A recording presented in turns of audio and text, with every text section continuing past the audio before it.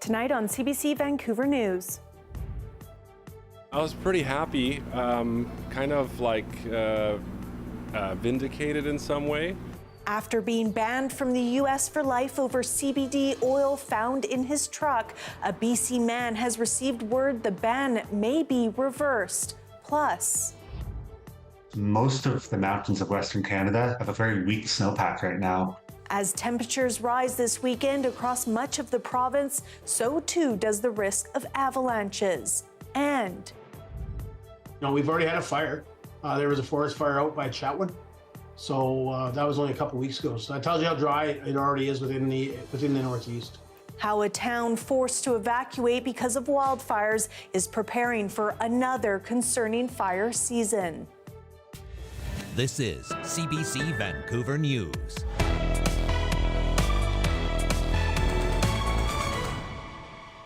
Hello, I'm Janella Hamilton. Thanks for joining us.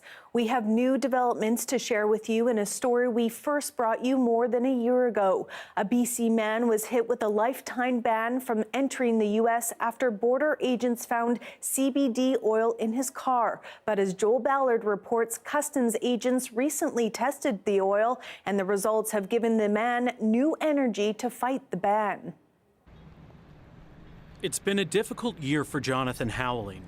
Banned from the U.S. after border agents found a forgotten bottle of CBD oil in his truck. My son plays hockey in the U.S. all the time. I wasn't able to go for the last year and a half to watch any of his games. Holiday, nothing like that. Reputational damage. Howling runs a company that hosts Christmas light festivals in the U.S. His business had to be shelved. Then, out of the blue, he received an email from the U.S. Customs and Border Protection. They had sent the bottle off for testing. It came back as negative for THC, which means it wasn't a controlled substance. Howling is cautiously optimistic the ban will be reversed. I don't think it's really hit me yet until I'm actually stepped foot on the other side of the border.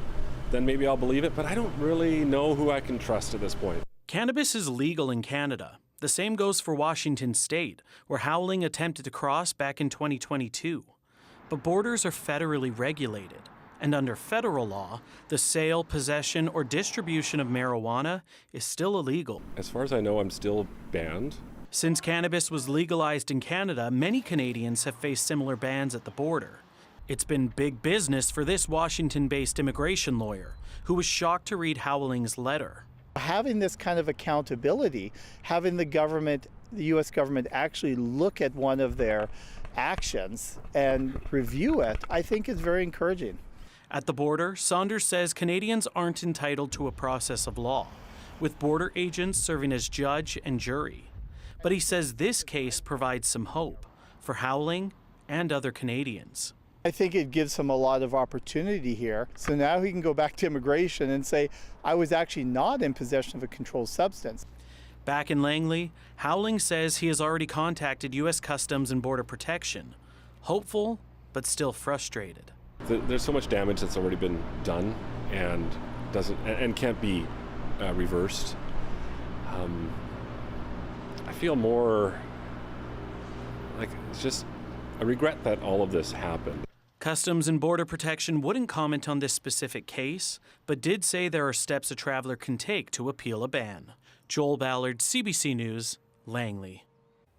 A group of construction workers in Vancouver held a rally today calling for improved safety conditions. The rally was held near the Oak Ridge redevelopment site where Yuridia Flores was killed last month. The mother of two from Mexico died after a tower crane dropped its load onto a building, which subsequently fell onto her. Her death has sparked calls for better regulations and training for tower crane operators in BC. It was the third incident in a month involving a tower crane in Metro Vancouver that is being investigated by WorkSafe BC. BC's Labour Minister previously told CBC he will work with unions on further regulatory changes to tower crane operators. Vancouver is calling on other Metro Vancouver cities to do more to address homelessness in the region. As Chad Pawson reports, it says it disproportionately shoulders the greatest share of the response in providing shelter space and supportive housing, nearly 3/4 of it. Vancouver's call for help in responding to homelessness came as it explained how it plans to clean up the city's only legal tent encampment. Over the past 3 years, people have been living at Crab Park. 50 are still there with nowhere else to go. And as part of the frustration, Vancouver listed off all the things it does to respond to homelessness compared to other Metro Vancouver cities. Vancouver operates more than 1,200 shelter beds, but based on population and evenly distributed across the region, should really only be responsible for around 420. What it's asking is that other municipalities pick up the slack.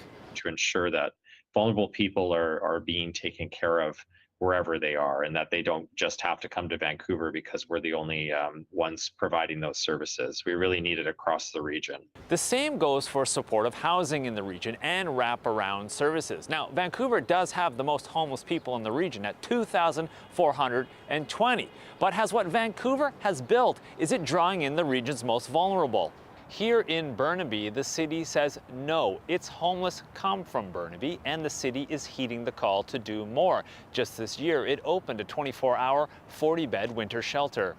Having said that, we recognize that there's still much more we can do as a city and in the region, and because we know that people are getting turned away because the shelters are full. What Vancouver's demand really comes down to is more funding from Ottawa, from the province, for things like shelters, for supportive housing, and of course all types of housing. Now those requests have been frustrating for some. Maple Ridge, Delta both struck out on a $4 billion federal housing accelerator fund. But you can't advertise a fund to Canadian cities and say, hey, if you do everything right, if you reduce red tape, if you reduce process, if you get new housing built faster, we'll be there to support you, and then not have the dollars available. Otherwise, just call it what it is. It's a big city fund. It's funds that went to Vancouver, Surrey, Toronto, Montreal. The latest budget from the federal government drops on April 16th, and cities in Metro Vancouver say they'll be watching it for increased funding. That's so they can help with Vancouver's demand for a regional response to homelessness that's more equitable. Chad Pawson, CBC News, Burnaby. The province says it is in planning stages with the city of Langley to build a new middle school and a secondary school expansion. With a record number of people moving to BC in the last 2.5 years, we know that investing in more quality student spaces is essential to keep up with the growing enrollment.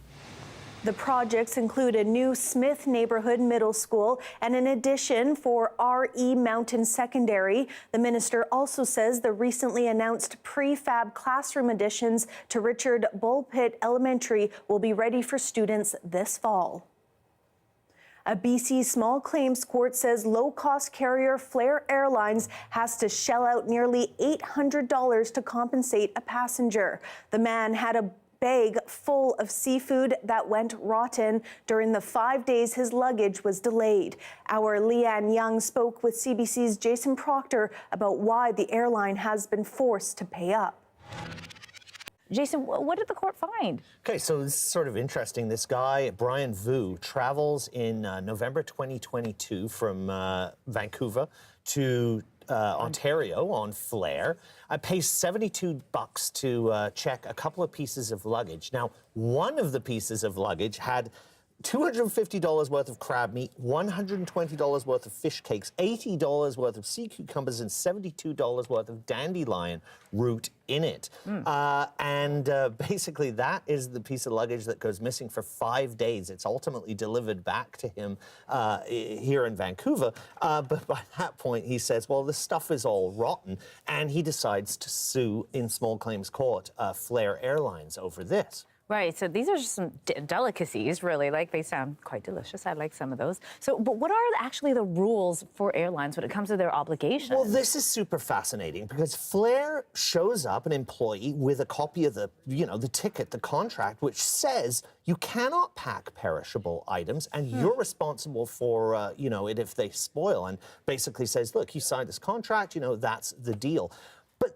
the judge that looks at this says, well, no, actually, kind of under federal regulation, what matters more is that a Flair employee accepted this luggage, put it on the plane, and so the rules say that the airline has to be responsible for whatever they agreed to take. And in this case, it was a suitcase full of fish. So when the sort of inevitable happened, they have to pay up. Wow, so now they are going to owe Brian Vu $700, around $700, and this is a really great tip for the rest of us if we ever have to check in our bags.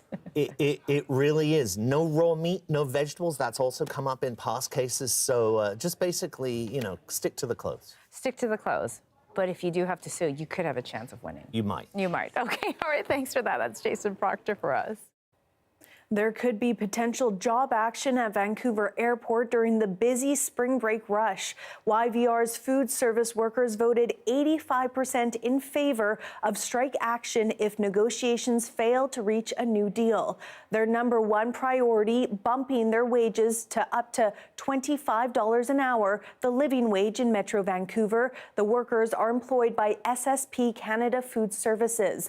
Before strike action can take place, the union will have to give 72 hours notice. It's unclear to what extent airport operations would be impacted and whether other unionized workers could cross the picket line.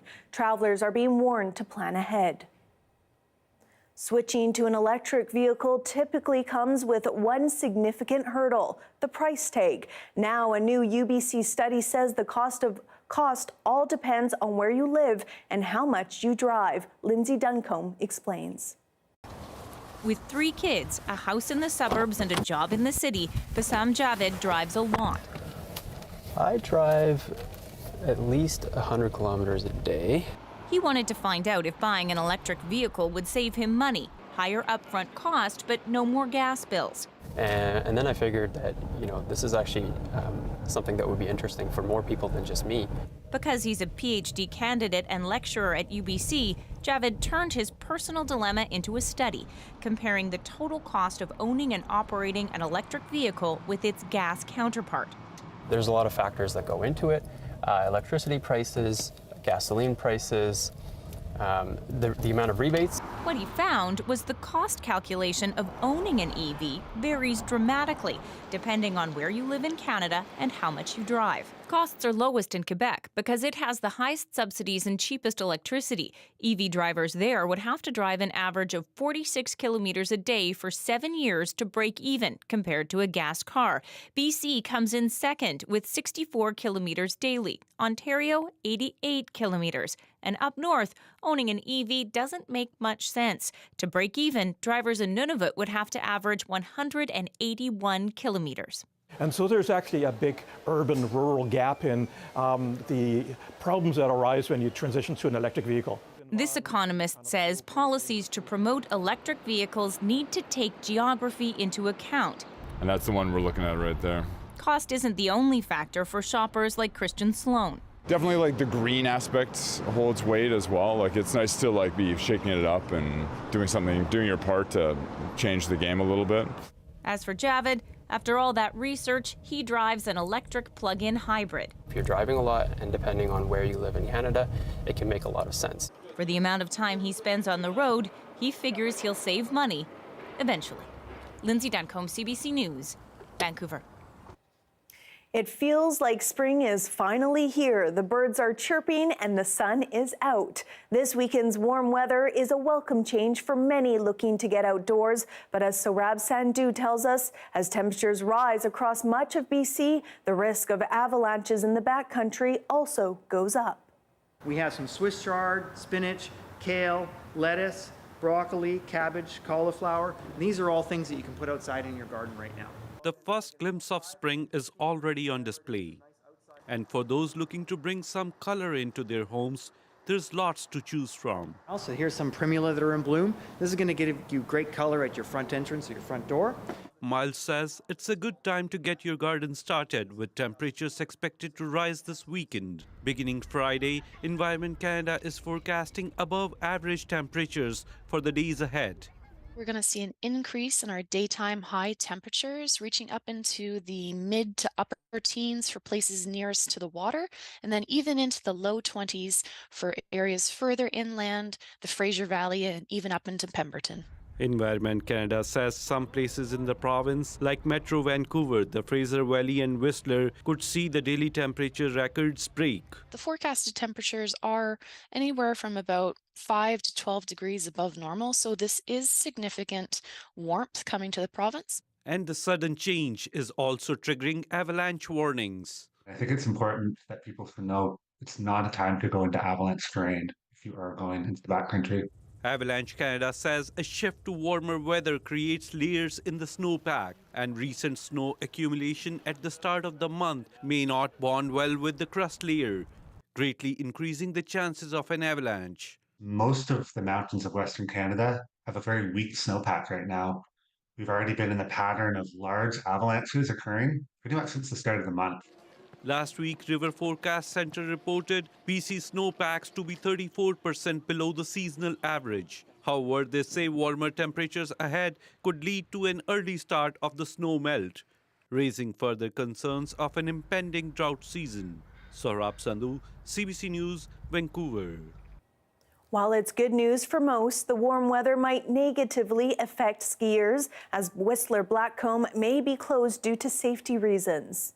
After a huge amount of snow over the last week, we're seeing unseasonably warm temperatures through the weekend, and we expect our alpine terrain to remain closed. Mercer is also advising guests to visit the Avalanche Canada website for the latest on backcountry conditions. Darius Madavi joins us now with a look at our weather. Now, Darius, are we going to be seeing those warm temperatures pretty much across the province? Yes, pretty much. No matter where you are in the province, you're going to see those warm temperatures and continuing into mid next week. But I do also want to talk about the avalanche risk, because this is what we're looking at. High almost everywhere in the province, every single sub-region, with the exception of just a couple. But for the most part, avalanche risk is extremely high. So please take extra caution if you're going skiing, even if you're not going to be going in the backcountry, which is very ill-advised right now. If you want more information on what those avalanches, what it looks like and what conditions are like, if you go to avalanche.ca, it'll pull up a map. You can click on the region you're thinking of going to, and it'll give you all sorts of really great information about a forecast a couple days ahead, what those avalanche issues are and what they're stemming from, as well as a lot of information about the avalanche summary, about what the risk is and what the snowpack is looking like in that area. So a great resource to have. I highly recommend checking it out. But if we're turning to the weather, nothing but warm conditions, nothing but sun. It's a really easy one. During the overnight periods in the next couple days, we may see a little bit of cloud movement, but pretty much always clearing out by the morning for nothing but sunshine across the south coast, Vancouver Island, and really the province in general. Over the next few days, we'll continue to see those temperatures come up with some beautiful sunny skies. And if we zoom in to Vancouver, if we're looking at tonight, we're looking at sunny skies tonight. We're looking at clear skies tonight, and then sunny skies again tomorrow. So it'll be a good one. Thank you so much, Darius. Thanks, Janella.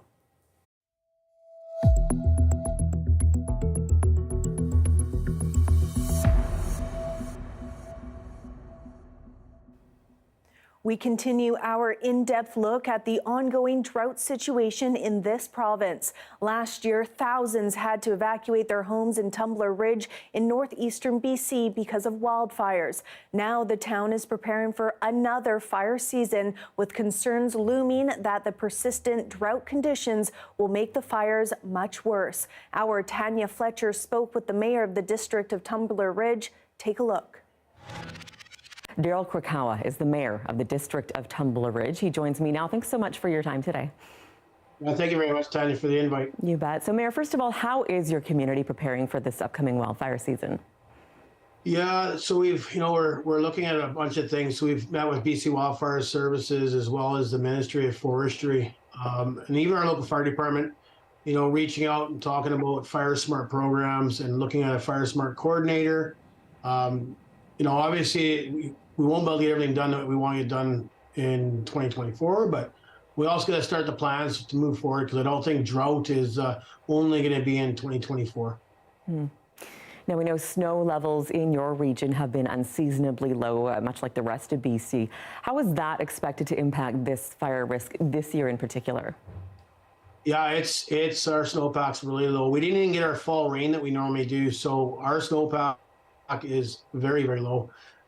It's probably one of the best winters I've seen in Tumbler Ridge. So that tells you how much we never received the snow. We haven't, like, even for sledding and stuff, our conditions for sledding in the backcountry we just don't have the snow. They've canceled some of the sledding activities, like the drag races and stuff. They've had to cancel them because we've had no snow.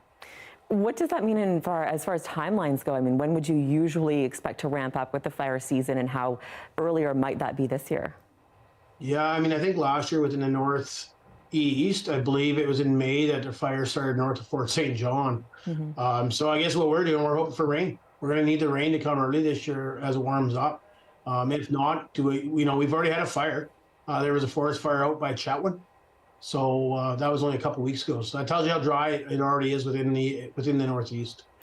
You were thrown into this position quite quickly. We understand you were in your first term as mayor during last year's fires. So are there any lessons learned or takeaways that you have kind of on deck for this year? Yeah, I think, obviously being a newly elected mayor, I was on council for 2 terms, but we have 5 new councillors. So I think it was a learning experience for all of us. But, our staff really did a great job once they activated our EOC and worked through that process. But again, communication is the big tool, making sure we have the communication with it, not just our residents, but with BC Wildfire Services and the government. So I know they're aware. We've had those meetings with BC Wildfire Services, and we're going to keep those meetings going. We have another one planned, so it's not that we're, leaving it out there. We want to keep meeting with them to make sure we're prepared. No doubt. I know you'll be hoping for that rain to do as much of its job as it can until then. Thank you so much for your time today. You bet. Thank you so much. That's Daryl Krakawa, Mayor of the District of Tumbler Ridge.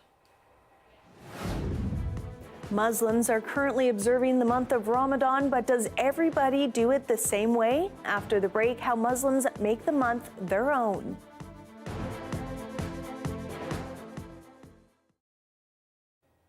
Thank you for joining our commercial-free live stream. You've likely heard of soda bread and Irish stews, but what about chicken fillet, rolls and spice bags? Our Alan Regan joined Early Edition host Stephen Quinn to talk about modern takes on Irish cuisine that can be found right here in the city. We had our in-house made garlic mayo, which is very popular here between the Irish community. The chicken is seasoned similar to a southern fried chicken breast at home. We add a hefty portion of cheese to the top of the chicken, and then that is placed under our salamander oven so it gets melted. Today we are going to add shredded lettuce, then we add some fresh tomato, and then finally some red onion.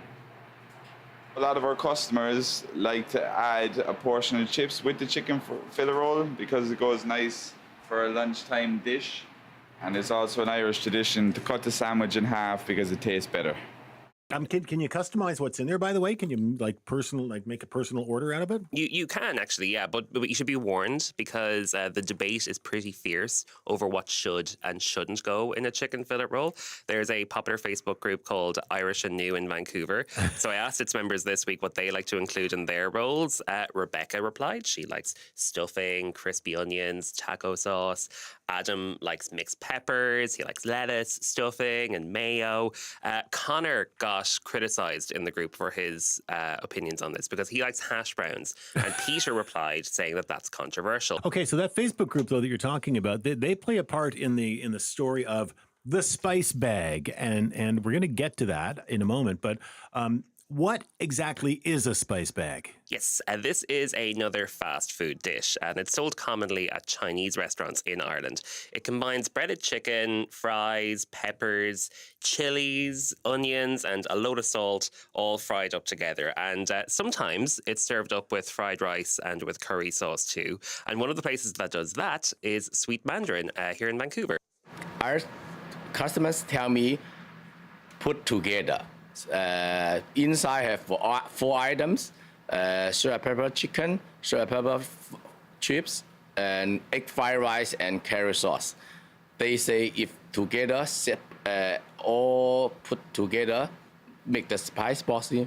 This really pepper. Now, Ireland, of course, I mean, you know, it's far away. What role does food play in that connection to home? I mean, for people like you and for the so many Irish people we have in the Lower Mainland now. Yeah, for me, it's huge. You know, there's what I kind of keep coming back to my own childhood, and there's a Cantonese takeaway in my hometown of Carlow, which closed down unfortunately during the pandemic. But we would always order their chicken curry and fried rice on Friday nights growing up. That was our, you know, weekly tradition at home. Like, obviously, I feel, you know, grateful to be here in Vancouver. Like, you know, I've tried out so many new things and I've broadened my horizons so much. But some days my taste buds really need that nostalgia. So it's lovely to have Irish dishes available here. And I actually asked the co-owners of the Frying Irishman about this, Ali Jimenez, in just a moment. But first, here's Stephen O'Brien again.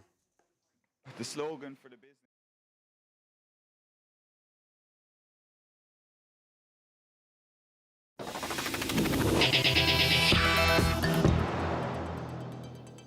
It is almost the end of the first week of Ramadan, a time when Muslims focus on their faith, communities, and self-growth. Our Dan Burt spoke with Rumi Ahmed, a professor of Islamic law at UBC, about why it's important. Rumi, thank you for joining us. Thank you very much for having me. Rumi, the term halal-haram ratio is sometimes used to define how Muslims navigate what is allowed and not allowed, at least according to Islamic guidelines. How does that relate to Ramadan? Well, there's no clerical hierarchy in Islam, so everyone kind of has to figure out how to express their religiosity in ways that they feel are best, that best express themselves. And, you know, one way that people do that is through ritual. And everyone has their own kind of ratio, I suppose. There are people who fast the entire month of Ramadan, but who don't necessarily pray. There are people who are comfortable with sex outside of marriage, but don't drink. There's, you know, everyone has their own kind of ratio. And one of the nice things about Ramadan is that you'll get people in the mosque who you'll never see any other time of year. There are people from all different kinds of walks of life with different relationships to their religion. And you'll see them in the mosque, you'll speak to them in the mosque, and everyone will be the same. It's kind of a special time. It sounds like quite a diversity there. How does interpretation of Islamic law or the guidelines of prayer and fasting change as communities change? Islamic law is changing all the time. That's part of the nature of law itself, whatever kind of law you have. When you're rooted in a community, part of the community's its history is based in the fact that it has a past, and you want to root yourself in that past and in that community.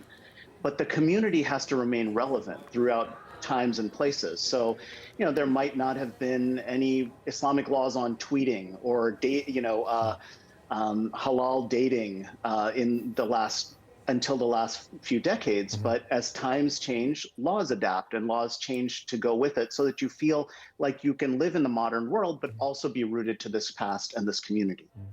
Now, some people, as we know, use Ramadan as the month of the year for them to prioritize their faith in a way they may not during the rest of the year. You mentioned that perhaps you would see somebody at mosque or temple that you wouldn't normally see. Is there a right or a wrong way to do this?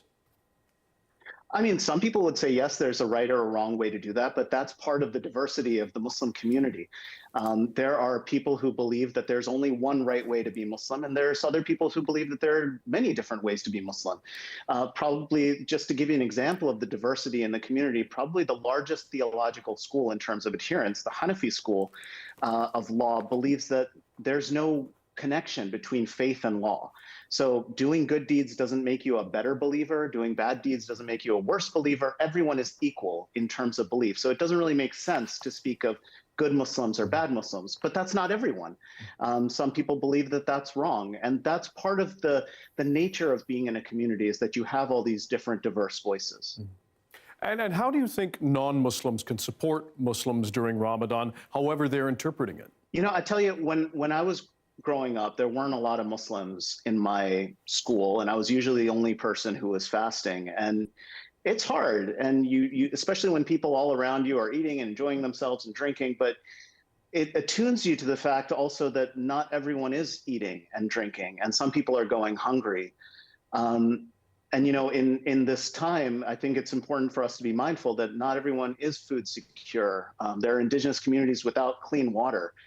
And so I guess if I had to say one thing that they could do to support is to kind of make this a mindful month where we all reflect on those who maybe don't have as much as we do, and those who, to make it a time of reflection and of action to make sure that everyone is food and water secure.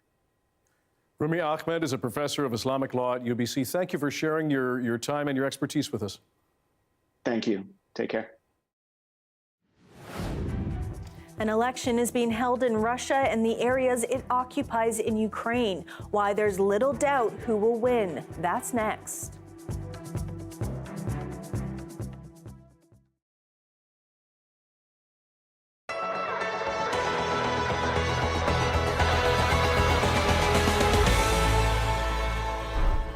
It was nothing against no one. I just believe that the bridge was named for a reason. Leave it alone. Susan Adams says she doesn't want the Confederation Bridge renamed. She felt so passionate about it. She started a Facebook group calling for the bridge name to be left alone. Within days, she had more than 600 members. I was very upset with the renaming of the bridge, and that's basically why I started the group. Leave the bridge alone. Basically, leave the name of the bridge alone, leave it alone. It's been the same name for 27 years, just leave it.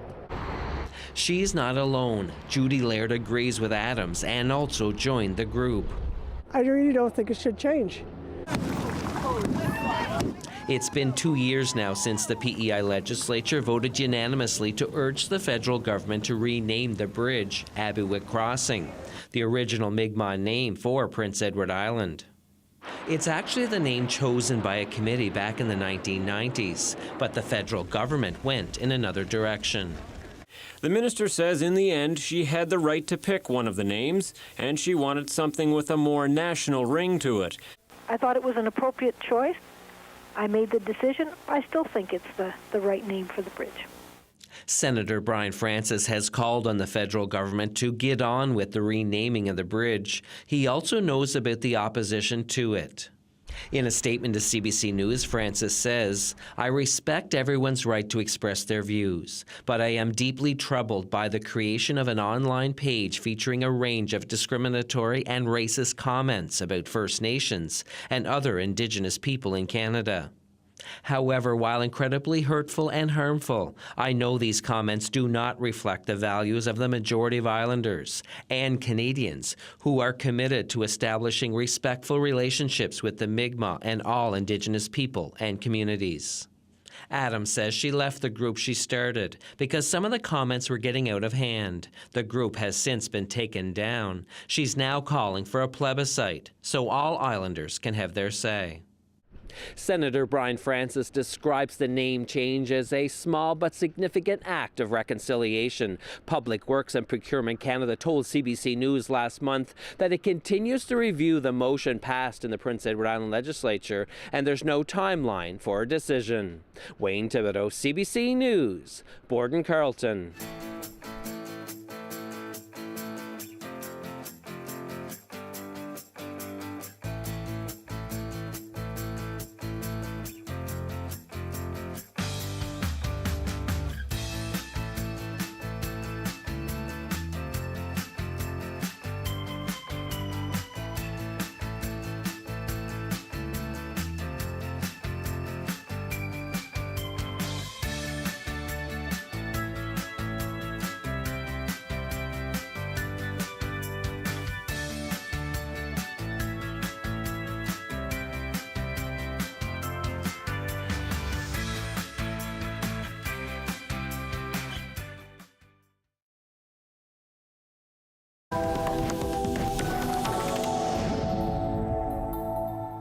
To international news now, Russians began voting in a presidential election today. The first ballot hasn't been counted yet, but there is no doubt the election will end in victory for Vladimir Putin. The CBC's Briar Stewart reports.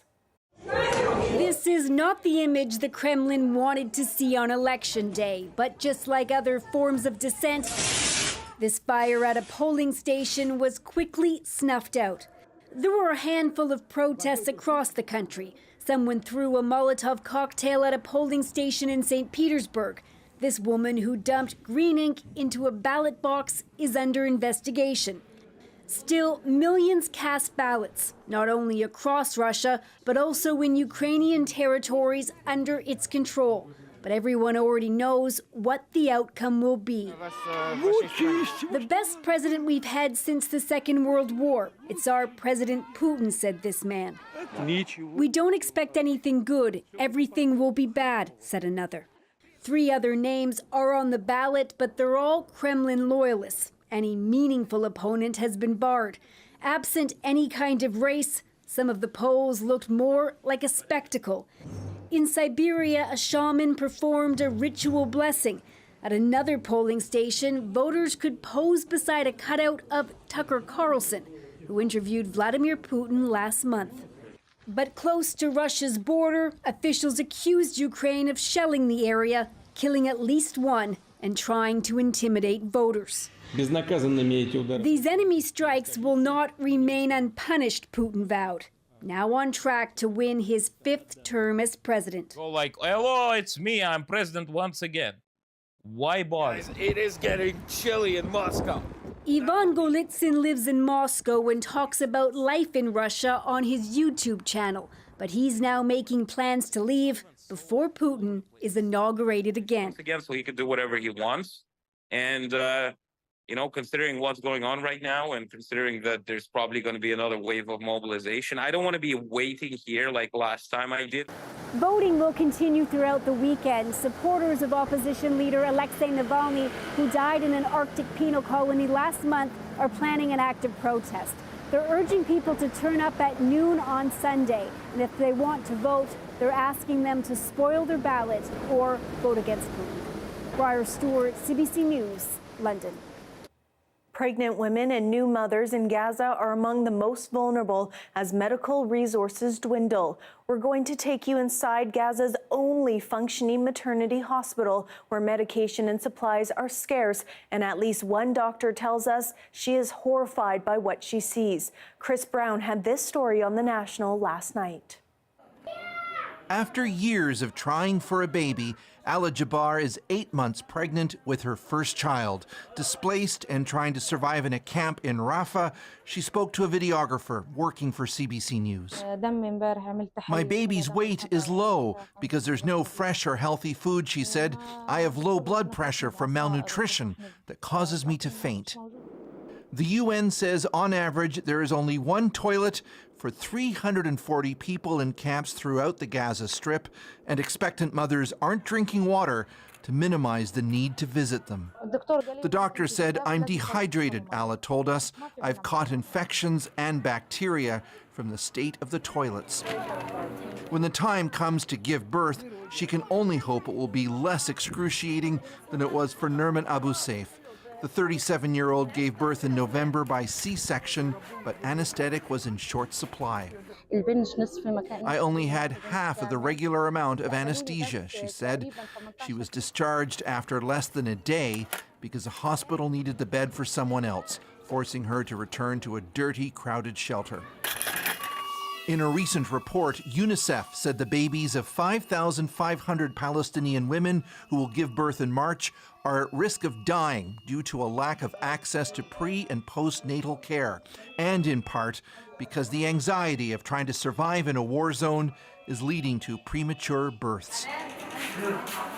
Dr. Hina Chima is an American obstetrician who's volunteering in Rafah's only functioning maternity hospital. And what she's seen has horrified her. There are only 5 labor beds, and they're delivering between 70 to 100 patients every single day. I've been seeing so much more stillbirth, and everybody, all the OB staff here, is talking about how much that rate has increased. Supplies for newborns are scarce and expensive, especially diapers. So at this workshop that used to make wedding dresses, seamstresses sew together leftover cotton wool and nylon to produce passable substitutes. It's a small bit of resiliency, but Gaza's infants and mothers will need far more if they're to have a fighting chance. Chris Brown, CBC News, London. Staying true to their name, a group of killer whales has been spotted attacking sperm whales on the west coast, killing at least 1. Why they're hunting the biggest predators on the planet. That's after the break.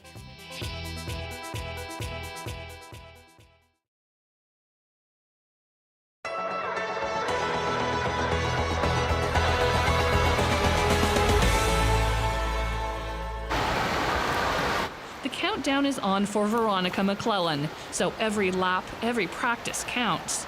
This is her 3rd year with the Charlottetown Bluefins. She's in a Paraswimming category for athletes with physical impairments. There are also categories for visual and intellectual conditions. For me, it's my arm, and it really affects my range of motion. And so I can't really do full circles with my arm. I did gymnastics, and that was fun, but it was kind of hard because I'd always get points taken off because I couldn't really straighten my arm. I can't really straighten my arm. I think finding swimming was really good because it really fits all my needs and stuff for. It's really good for my arm. There have been other bluefin paraswimmers, including Greg Morrison and Hannah McClellan. Veronica is currently the only one on the team. Her coach wishes there were more. They often don't see themselves as an athlete. They've often been through years in the medical model, and so they don't see themselves as capable of taking on something like athletics and training. It's also, for a lot of kids, very difficult to get here. If you're in a wheelchair and it's winter and snow. McClellan's parents are happy that she has found paraswimming. The sense of community here is just incredible, and how Veronica's really thrived in it. I've just been really impressed with Veronica's growth. Too often, people with any type of physical impairments don't realize that there is a community that will really embrace you and allow you to thrive. The next meet after this for her is going to be another one in December, which is 100% paraswimmers only, and that's going to be even more of an eye-opener for her. It's so much fun. She's just going to love it. I still am kind of nervous, but I'm really excited. I'm excited to get new times and do more swims and meet more paraswimmers. Veronica McClellan and 5 other island swimmers will compete at the Eastern Canadian Championships from March 21st to 25th in Quebec City. Nancy Russell, CBC News, Charlottetown.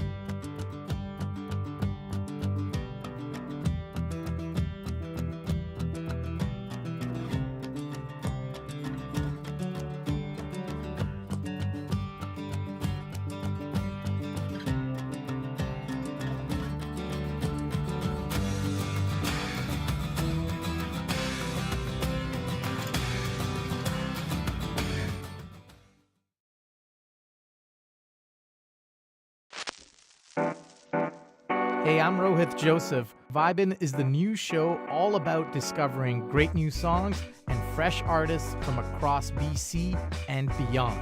Stream Vibin' on CBC Listen.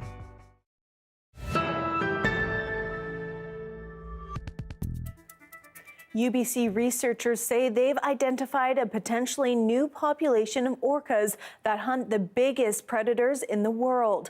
In a new study, they say a group of 49 orcas has been observed hunting sperm whales off the coasts of California and Oregon. In one case, researchers say the orcas were seen hunting a herd of 9 adult sperm whales, eventually killing one. They say it's the first time killer whales have been reported attacking sperm whales on the west coast. Researchers also say almost all of the orcas had shark bite scars.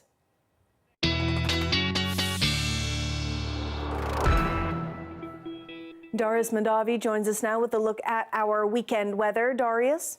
Well, I want to talk about the whales for a second first. Okay. I mean, that is so I, of course, should crazy. have asked. Yes. What do you think about that new found orca population? Yeah, I mean, it's very cool. We had no idea about this population, but orcas are just the coolest animal. I mean, they've been found killing sharks and sucking out their livers because that's the most nutritious part of the shark, and then just leaving the rest of it alone. That's in other parts of the world. But orcas are crazy, so any story about an orca is going to be a good one. Also, any story about the weather this weekend is going to be a good one, unless you were hoping to go in the backcountry.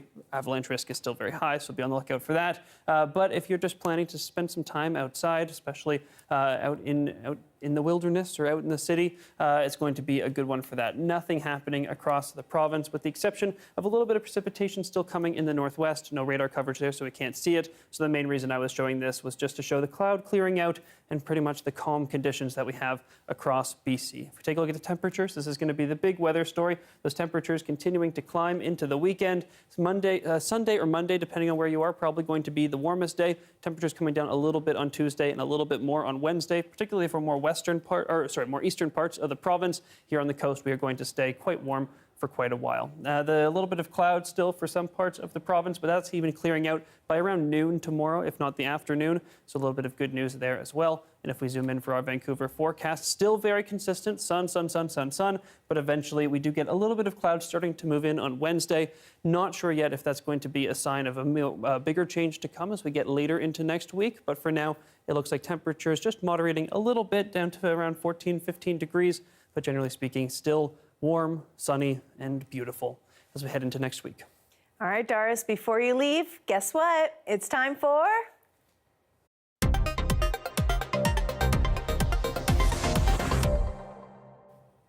It is Fun Fact Friday, and as the saying goes, if it looks like a duck, swims like a duck, and quacks like a duck, it's a duck. But Darius is here to debunk that. That's Darius? right.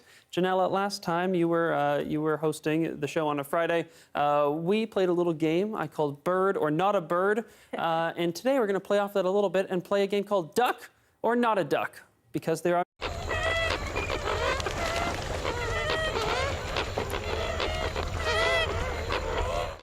There you go. It might look like a duck. It might quack like a duck. Is it a duck? There are lots of things out there that look like ducks and sound like ducks, but are they ducks? So what do you think? Number one, is it a duck or is it not a duck? Sounds like a duck to me. All right, that is not a duck. What? That is the American coot, which is not a duck. They are not actually closely related to ducks at all. They are more closely related to cranes, some kinds of cranes, like sandhill cranes. So that one is not a duck. What about this guy? What does he look like a duck to you? Let's take a listen to what he sounds like.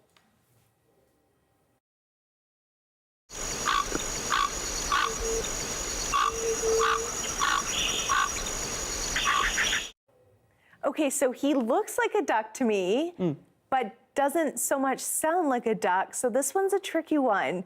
I will go duck. All right, and Janella, you are correct. That is a duck.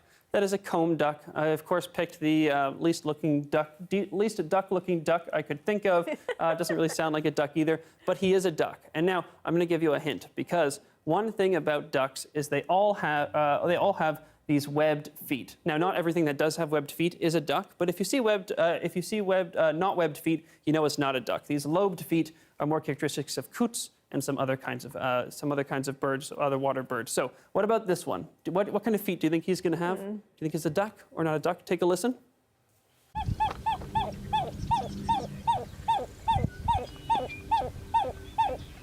Do you think, Janelle?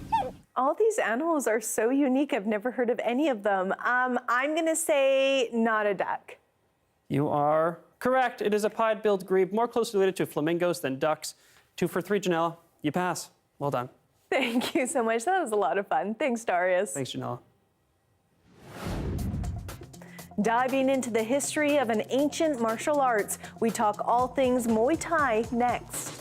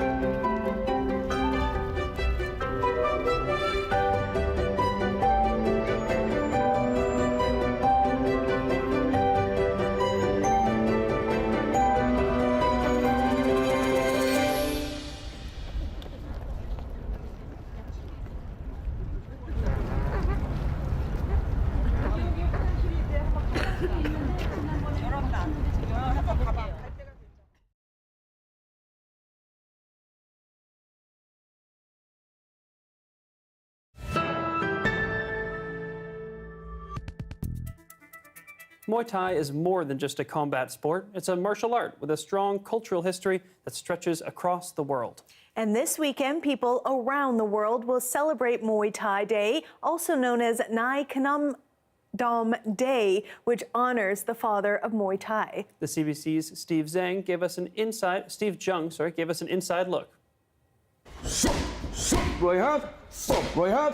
There is something deeply satisfying about hitting pads with boxing gloves on, with honing your natural strength and pushing the limits of what your body is capable of. During the times I've covered martial arts, I've learned there is something to be said about tapping into the inner power within each of us, letting it loose, but tempering it with discipline and training. It's within the name, martial arts. These sports, having changed over the course of history, were still created with combat in mind. But there is still a lot of history, culture, and knowledge imparted through learning these skills. Hi,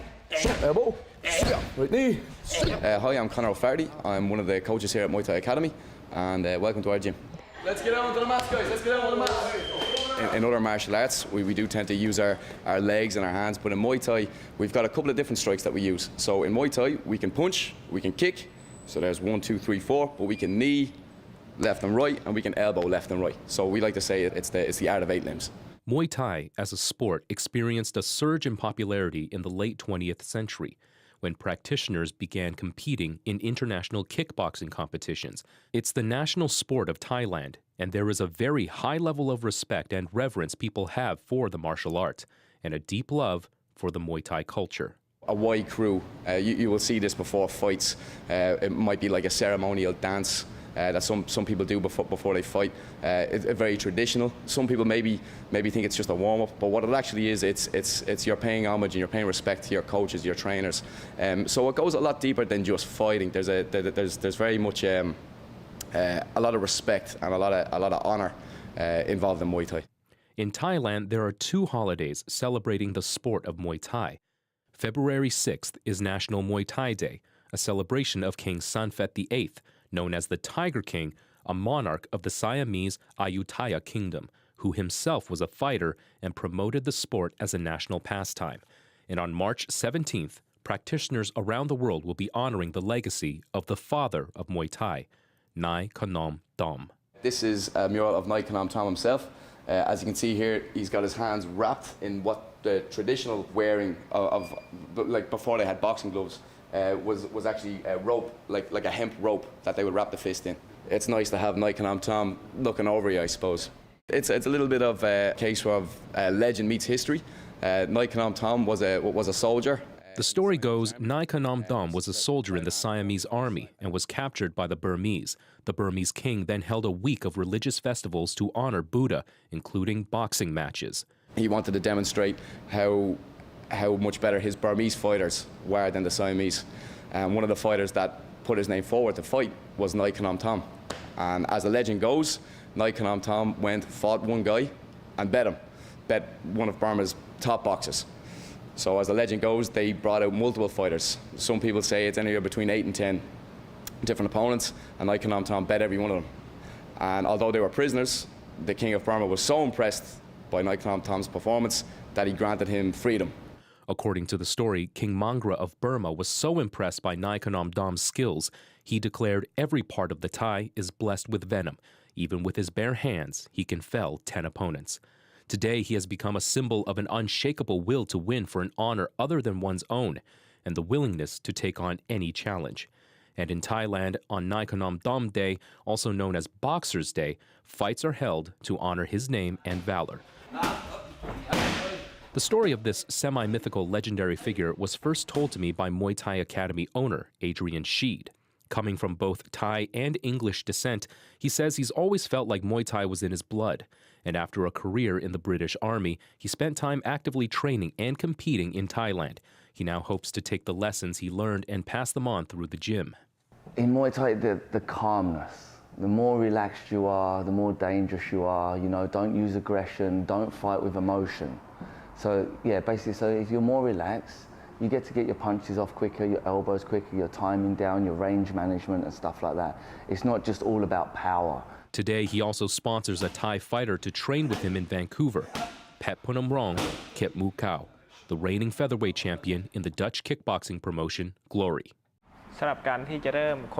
Anyone who wants to start learning Muay Thai should start with the basic stance and weapons they want to use. Then, if you're ready, your body and mind need to be mentally strong. In the future, you could be a fighter. For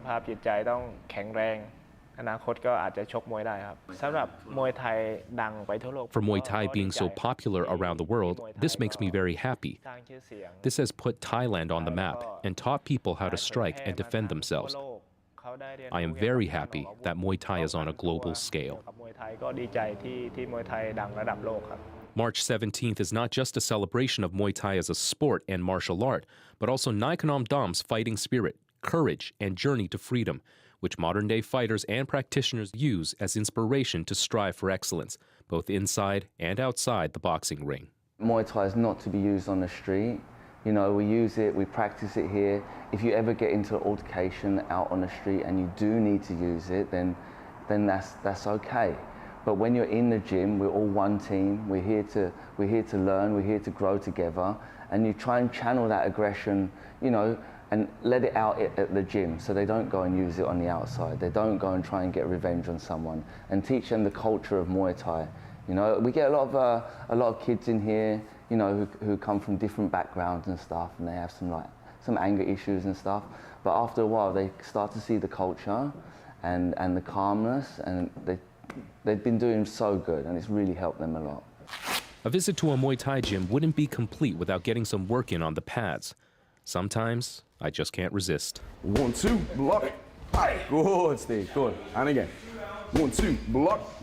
Nice, mate. Whether you choose to become a fighter or just want a new challenge, the coaches say, everyone's journey with Muay Thai is different. But the example set by Nai Kanam Dam, whether he's real or just legend, is one anybody can follow. People with insecurities or people that maybe wanted to lose weight, maybe people just didn't have any direction. Just remember why they started in the first place. And that, you know, you've got friends here. Everyone plays a vital role here in the gym. And that doesn't go by skill level, doesn't go by who you are. It just goes by, are you, you know, a good member of the community. Everything starts from the heart. If in our heart we have the determination to fight and never give up, anything is possible. For CBC News, I'm Steve John. After 2 years and multiple attempts, a Kelowna woman has successfully cloned her beloved ragdoll cat named Bear. A Texas-based cloning company called Viagen helped clone Bear, producing not one, but 2 kitties named Bear Bear and Honey Bear. I just felt like there was more living that needed to be done by Bear. And these guys are his identical twin brothers, so in the only way that is possible, getting these guys to experience the life that Bear stopped having. Stewart says she is thrilled with the results and is seeing some similarities between the new kitties and her previous cat. I'm a little creeped out by that, I'm not gonna lie. But it's also very cool. Well, thanks for being with us tonight on CBC Vancouver News at 6. You can watch this newscast on our free CBC Gem app, as well as on YouTube and, of course, our website, cbc.ca/BC. I will have your next local news at 11 o'clock right after the National. Have a great night.